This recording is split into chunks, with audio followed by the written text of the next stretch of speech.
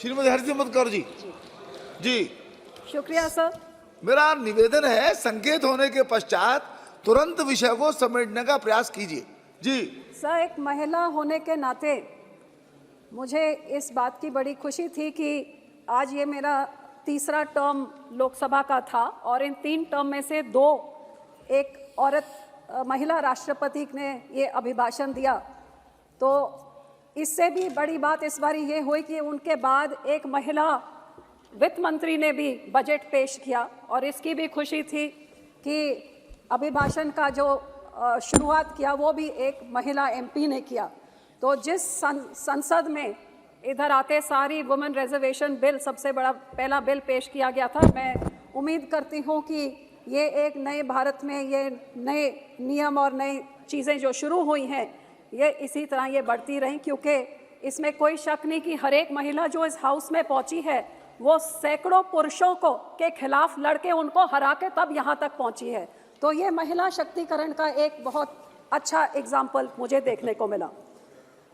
Sir, महामहिम जी ने अपने अभिभाषण में बहुत सारी उपलब्धियां गिनाई, बहुत अच्छा लगा। थोड़ी हैरानी भी हुई कई चीज़ों में कि कितने पेड़ पौधे लगाए हैं, कितने प्लाक लगाए हैं, कितनी सेल्फीज अपलोड हुई हैं। मुझे नहीं पता था कि अब ये एक नया स्टैंडर्ड बन गया है देश की अचीवमेंट्स का, लेकिन वो भी सुनने को मिला कि कितनी सेल्फियां ली हैं और कितने प्लाक्स लगे हैं। लेकिन सर हाँ, एक तरफ देश के प्राप्तियों में बहुत बढ़िया चंद्रयान होए, बुलेट ट्रेन होए, बहुत सारे एयरपोर्ट्स होए, बहुत बढ़िया रोड नेटवर्क हो, ये बहुत कुछ महामहिम जी ने कहा।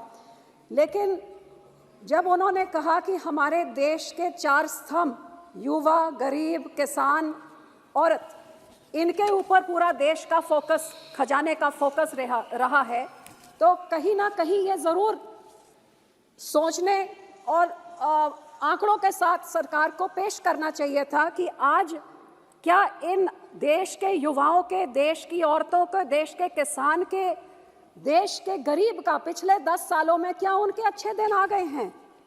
क्या उनकी जो मुसीबतें हैं, क्या जैसे देश विकसित हो रहा है, क्या देशवासी भी वैसे विकसित हो रहे हैं कि नहीं?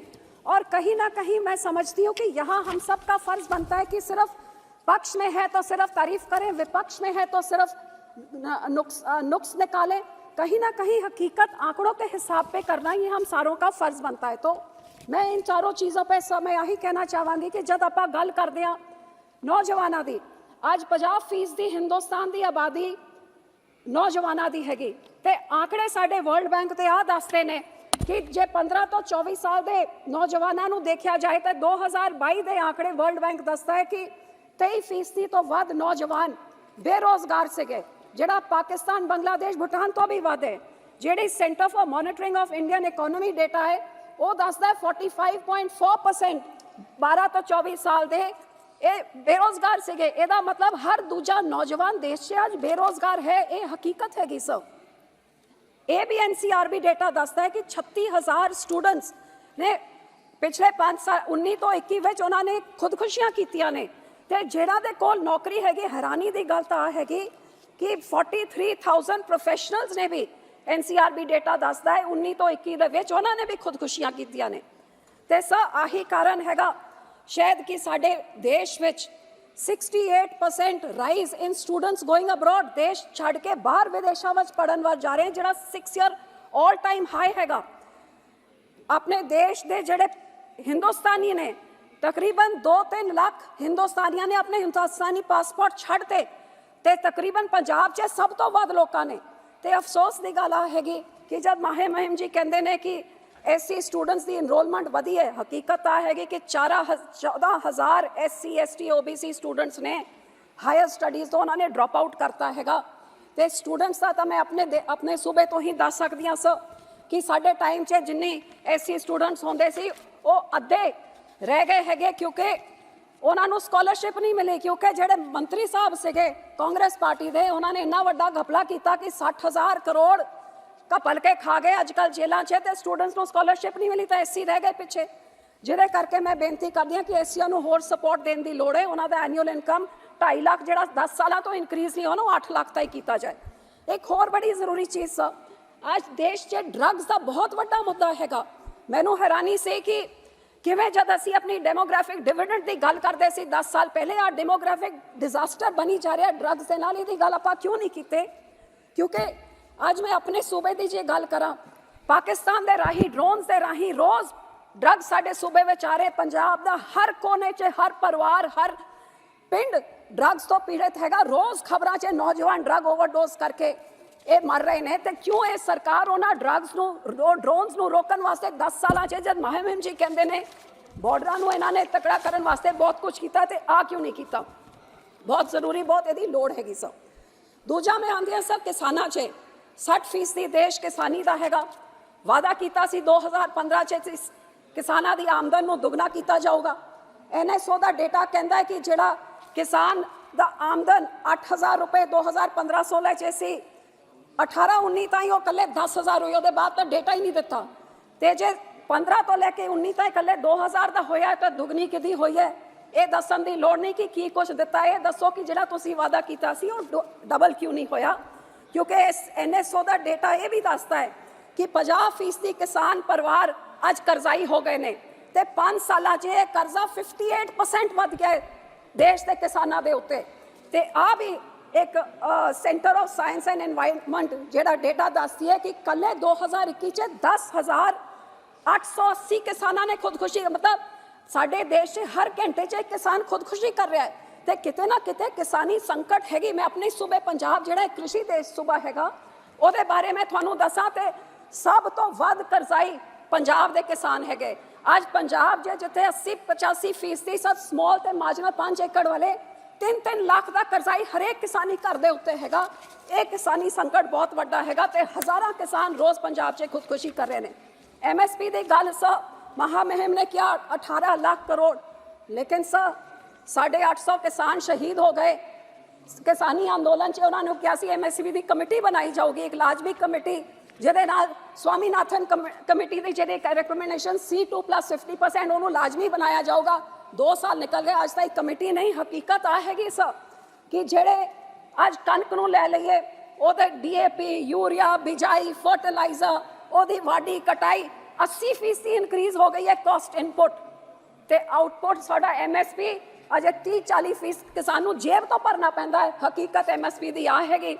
ਤੇ ਜਦ ਕਿਸਾਨ ਦੇ ਕੋਲ ਕੋਈ ਮੌਕਾ ਹੁੰਦਾ ਕਿ 2 ਪੈਸੇ ਕਮਾ ਲੇ, ਯੂਕਰੇਨ ਦੇ ਵਾਰ 'ਚ ਵੀਟ ਦੀ ਪ੍ਰਾਈਸਿਸ ਵਧੀਆਂ ਤੇ ਸਰਕਾਰ ਨੇ ਐਕਸਪੋਰਟ ਹੀ ਬੰਦ ਕਰਤਾ ਤਾਂ ਕਿ ਕਿਸਾਨ ਦੇ ਜੇਬ 'ਚ ਕੁਛ ਨਾ ਆਏ। ਸੋ ਇਸ ਕਰਕੇ ਮੈਂ ਬੇਨਤੀ ਕਰਦੀ ਹਾਂ ਕਿ ਇਹ ਤੁਸੀਂ ਸਕੀਮਾਂ ਜਿਹੜੀ ਚਲਾਉਂਦੇ ਹੋ ਬਹੁਤ ਵਧੀਆ 6000 ਰੁਪਏ ਵਾਲੀ ਸਕੀਮ ਤੁਸੀਂ ਚਲਾਏ, ਕਿਸਾਨ सम्मान निधि ਬਹੁਤ ਚੰਗੀ ਗੱਲ ਹੈ। ਲੇਕਿਨ ਕਿਉਂ ਇਹ ਸਕੀਮ ਨੂੰ ਜਿਹੜਾ 2021 'ਚ 10 ਕਰੋੜ 90 ਲੱਖ ਕਿਸਾਨਾਂ ਨੂੰ ਮਿਲਦਾ ਸੀ, ਫਿਰ 2023-24 'ਚ ਇਹਨੂੰ 8.5 ਕਰੋੜ ਕਿਸਾਨਾਂ ਨੂੰ ਸਿਰਫ ਲਾਭਾਰਥੀ ਕਿਉਂ ਘਟਾ ਕਿਉਂ ਦਿੱਤੇ?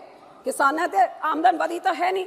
ਹੁਣ ਸਾਡੇ ਪੰਜਾਬ 'ਚ ਜਿਹੜਾ 1.5% ਹਿੰਦੁਸਤਾਨ ਦੀ ਜ਼ਮੀਨ ਹੈ, ਲੇਕਿਨ 30% ਅੰਨ ਜਿਹੜੇ ਤੁਹਾਡੇ 80 ਕਰੋੜ ਲਾਭਾਰਥੀ ਹੈਗੇ ਜਿਨ੍ਹਾਂ ਤੁਸੀਂ ਰਾਸ਼ਨ ਦਿੰਦੇ ਹੋ, ਸਭ ਤੋਂ ਵੱਡਾ ਯੋਗਦਾਨ ਉਹ ਪੰਜਾਬ ਦਾ ਕਿਸਾਨ ਜਿਹੜੀ ਇੰਨੀ ਤੋਂ ਜ਼ਮੀਨ ਤੋਂ ਇੰਨਾ ਸਾਰਾ ਉਪਜ ਕਰਦਾ ਹੈ। ਪੰਜਾਬ 'ਚ ਤੁਸੀਂ 26% ਕਿਸਾਨ ਨਿਧੀ ਸਮਾਨ ਵਾਲੇ ਯੋਜਨਾ ਦੇ ਕਿਸਾਨਾਂ ਦੀ ਬੈਨੀਫਿਸ਼ਰੀਜ਼ ਨੂੰ ਤੁਸੀਂ 26% ਘਟਾਤਾ। ਕਿਉਂ? ਸਾਡਾ ਕਸੂਰ ਕੀ ਸੀਗਾ? ਸਾਡੇ ਨਾਲ ਇਹ ਵਿਤਕਰਾ ਕਿਉਂ? ਤਾਂ ਕਿਸਾਨਾਂ, ਪੰਜਾਬ ਦੇ ਕਿਸਾਨਾਂ ਨੇ ਆਪਣਾ ਪਾਣੀ ਖੋਇਆ, ਆਪਣਾ ਖੂਨ ਪਸੀਨਾ ਬਹਾਇਆ ਦੇਸ਼ ਨੂੰ ਅੰਨ ਨੂੰ ਸਰਪਲਸ ਕਰਨ ਵਾਸਤੇ, ਤੇ ਸਾਡੇ ਨਾਲ ਇਹ ਧੱਕਾ। ਫਸਲ ਬੀਮਾ ਯੋਜਨਾ ਇਹ ਤਾਂ ਕੋਈ ਦੱਸਦਾ ਨਹੀਂ ਹੈਗਾ ਕਿ ਇਸ ਬੀਮਾ ਕੰਪਨੀਆਂ ਨੇ ਕਿਵੇਂ 57,000 ਕਰੋੜ ਰੁਪਏ ਕਮਾ ਲਿੱਤੇ ਨੇ ਇਸ ਯੋਜਨਾ ਤੋਂ, ਤੇ ਸਾਡਾ ਪੰਜਾਬ ਦਵਾਨੀ ਨਹੀਂ ਮਿਲਦੀ ਸਾਨੂੰ ਸੈਂਟਰ ਤੋਂ। ਸਾਡਾ ਮੁੱਖ ਮੰਤਰੀ ਕਹਿੰਦਾ ਸੀ ਜੇ ਕੋਈ ਆਪਦਾ ਆ ਜੂਗੀ, ਆਮ ਆਦਮੀ ਪਾਰਟੀ ਕੋਈ ਆਪਦਾ ਆ ਜੂਗੀ, ਕਿਸਾਨ ਦੀ ਬਾਹ ਫੜਾਂਗੇ, ਸਿੱਧੇ ਗਦੋਰੀਆਬਾਦ ਨੂੰ ਹੋਣਗੇ ਤੁਹਾਡੇ ਖਾਤੇ ਮਰੀ ਹੋਈ ਮੁਰਗੀ। ਦਵਾਨੀ ਨਹੀਂ ਦਿੱਤੀ। ਉਹ ਹੜ ਆ ਗਏ, ਬਾੜ ਆ ਗਿਆ, ਕਿਸਾਨ ਮਰ ਗਏ, ਲੇਕਿਨ ਕਿਸੇ ਨੇ ਬਾਹ ਨਹੀਂ ਫੜੀ। ਫਿਰ ਮੈਂ ਆਂਦੀ ਹਾਂ ਗਰੀਬਾਂ ਦੇ ਉੱਤੇ।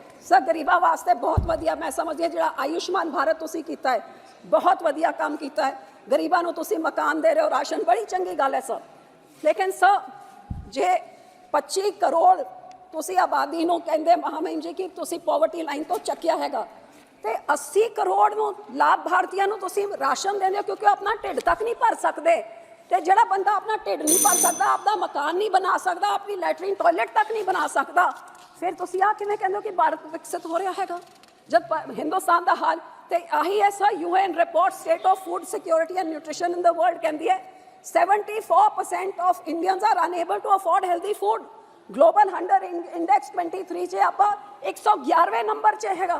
साडी 2/3 कुड़ियां अनीमिया ते सह हकीकत हैगी कि आज आमदन वधी नहीं है, महंगाई इन्नी वध गई है, पेट्रोल 40%, डीजल 60%, आज दालां 70% वध गई ने उन्हां दी कीमतां, अन्न की कीमत 75, मिल्क प्रोडक्ट्स 77% सिंस 2012।